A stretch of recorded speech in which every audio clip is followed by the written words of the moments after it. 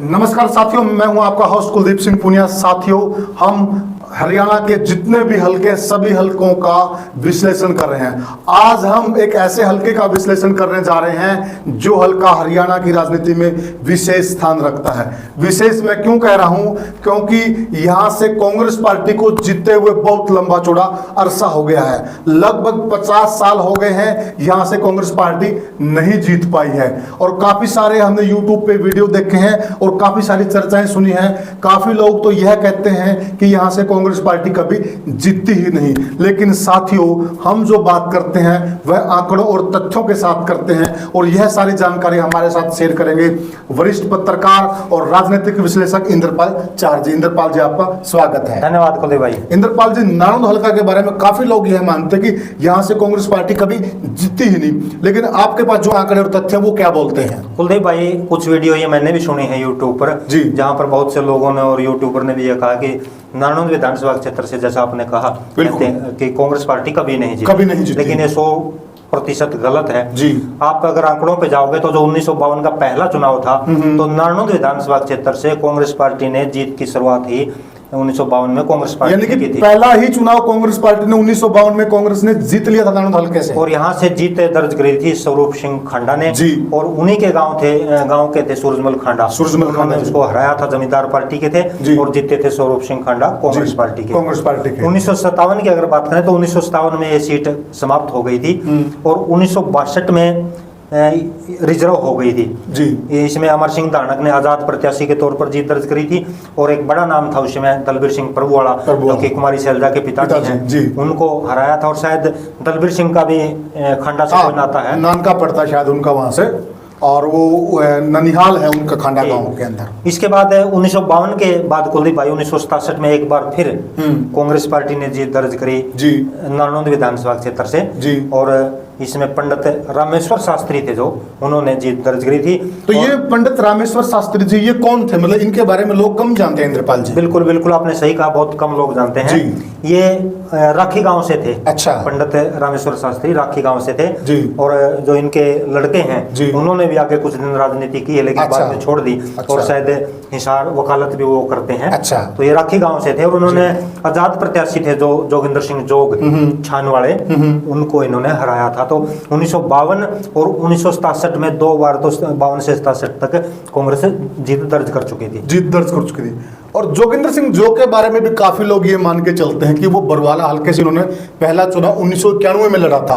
काफी लोग ये मान के चलते हैं। ये कुलदीप भाई, मैंने भी जो खासकर जो नई जनरेशन है, बिल्कुल, उनको नहीं पता। वो 1991 में जब वो मंत्री बने थे बरवाला विधानसभा क्षेत्र से, जो नई जनरेशन वो तो यही सोचती है कि जोगिंदर सिंह जोग केवल बरवाला से बने थे, लेकिन जोगिंदर सिंह जोग बरवाला से पहले दो बार 1968 और 1972 में नारनौंद विधानसभा क्षेत्र से विधायक रह चुके हैं। ये तो बहुत पहले की बात होगी, बहुत पहले की बात है। लोग तो ये मानते हैं कि 1991 में वो राजनीति में आए हैं। वो नई जनरेशन क्या मान सकते हैं कि जो पुराना एरिया था नारनौंद का, वो आपका मदनपुरा, कुंदनपुरा, शंकरपुरा और उकलाना मंडी यहाँ से शुरू हो गए। अच्छा। प्रभुवाड़ा, हसनगढ़, लितानी, छैनवन, बोरी, संतलाना, इधर से सारा बारा खाप आ गई, सारी पंचग्रामी आ गई और फिर बहनिया मीरपुर, वहां तक ये पूरा नारनौंद विधानसभा सतरोल खाप आ गई। तो जोगिंदर सिंह जोग का जो गांव था छान, वो 1977 में परिसीमन लागू हुआ था। जैसे 2009 में परिसीमन लागू हुआ है, इससे पहले 1977 में परिसीमन लागू हुआ था। अच्छा। और 1977 के परिसीमन के बाद जो छान गांव था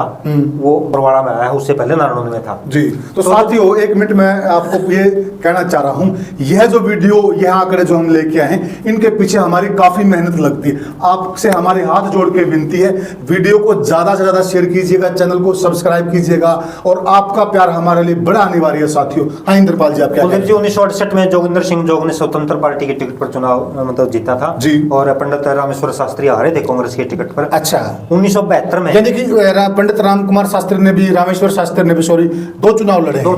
एक बार विधायक बने, एक बार हार गए थे। ठीक है जी। तो 1972 में जोगिंदर सिंह जोग ने कांग्रेस की टिकट पर चुनाव जीता, मतलब वो स्वतंत्र पार्टी से कांग्रेस पार्टी में आ गए थे। अच्छा।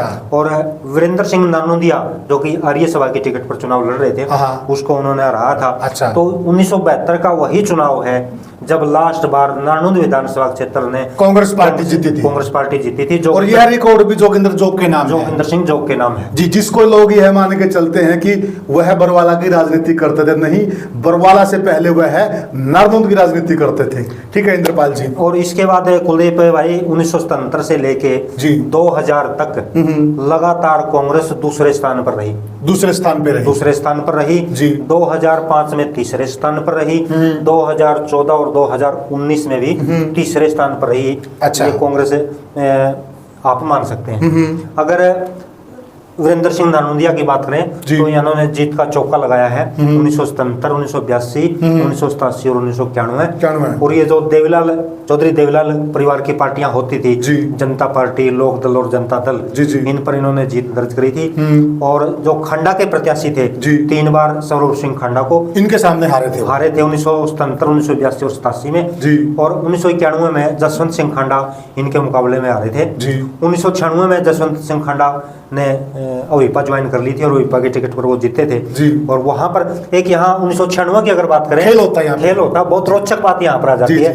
1977 से लेके 1991 तक जी, जो एक बड़ा नेता चौधरी वीरेंद्र सिंह नानोदिया 4 बार जीत का चौका लगाता लगातार हुआ रहता है। वो 1996 में कांग्रेस की टिकट पर आकर हार जाता है। जी, बड़ी रोचक बात है साथियों। यानी कि एक ऐसा नेता, एक ऐसा चेहरा जो लगातार जीत दर्ज कर रहा था 4 बार। और कांग्रेस पार्टी ने भी कहीं यह सोचकर उसको टिकट दी थी कि वीरेंद्र सिंह तो जीत ही जाएंगे और यहां से कांग्रेस की नैया पार लगा देंगे। लेकिन हल्के का मूड फिर वही कांग्रेस विरोधी रहा और यहां से वीरेंद्र सिंह नानोदिया चुनाव हार गई। जसवंत सिंह खांडा हल्का की टिकट से जीते थे। कुलदीप भाई 1996 में भी और 2000 के चुनाव में भी लगातार दोनों बार वीरेंद्र सिंह नानोदिया कांग्रेस की टिकट पर लगातार 2 बार हारे। 2005 में पंडित रामकुमार गौतम भाजपा की टिकट पर जीते, सरोज मोर यहाँ नंबर 2 पर रही। और जब 2009 में सरोज मोर जीती, विधायक बनी, वहां भी एक गेम हुआ। पंडित रामकुमार गौतम के चौधरी भूपेंद्र सिंह हुड्डा से अच्छे संबंध थे। जो व्यक्ति भाजपा की टिकट पर 2005 में जीत दर्ज करता है, वही व्यक्ति 2009 में आकर कांग्रेस की टिकट पर रामकुमार गौतम चुनाव हार जाता है। तो ये क्या है ये कांग्रेस के साथ, ये समझ में नहीं आ रहा। जो बड़े बड़े लीडर जब कांग्रेस से बाहर होते हैं चुनाव जीत जाते हैं और जब भी कांग्रेस की टिकट पर आते हैं चुनाव हार जाते हैं। यहाँ बड़ा रोचक किस्सा जो इंद्रपाल जी ने बताया साथियों, उस वक्त बीजेपी के केवल 2 एमएलए बने थे हरियाणा के अंदर। एक पंडित रामकुमार गौतम जी थे, एक नरेश मलिक जी थे। केवल 2, कोई लहर नहीं थी, कोई बीजेपी का ज्यादा वजूद हरियाणा के अंदर नहीं था। वो उस पार्टी में जीत जाते जिसमें कोई बड़ा वजूद नहीं हरियाणा में उस पार्टी का। और जब वो कांग्रेस की टिकट से आए, देखिए यहाँ पर वो हार जाते हैं। हाँ इंद्रपाल जी आगे चलिए। आगे कुलदीप भाई बात आती है 2014 और 19 की। 2014 में कैप्टन अभिमन्यु जीते, 2019 में पंडित रामकुमार गौतम जो कांग्रेस पर हार गए थे, जेजेपी पर आकर फिर जीत गए। ये रोचक बात होगी, कांग्रेस से वापस आए जेजेपी में, फिर जीत गए। और इन दोनों चुनाव की भी एक खास बात है कि कांग्रेस के लिए बहुत ही अपशगुन कह सकते हैं, बहुत माड़ी बात कह सकते हैं, क्योंकि 2014 और 2019 में कांग्रेस पार्टी तीसरे स्थान पर चली गई। ये भी बहुत दुख की और विडंबना है कि कांग्रेस पार्टी तीसरे नंबर की पार्टी बन गई नारनौंद क्षेत्र के अंदर, नारनौंद विधानसभा के अंदर। और अब कुलदीप भाई जिस प्रकार से 2024 में कांग्रेस प्रत्याशी जयप्रकाश जेपी ने इतनी बड़ी लीड, प्रचंड जीत दर्ज करी है, बिल्कुल अब कुछ जो कांग्रेस के प्रत्याशी हैं 2024 में सपने देखने लगे हैं कांग्रेस की जीत के। अब देखने वाली बात यह है कि क्या 1972 के बाद जब जोगिंदर सिंह जोग जीते थे कांग्रेस, तो साथियों अब हम आपको यह बता देते कि 1952, 67 और 72 में कांग्रेस पार्टी यहां से चुनाव जीतती थी।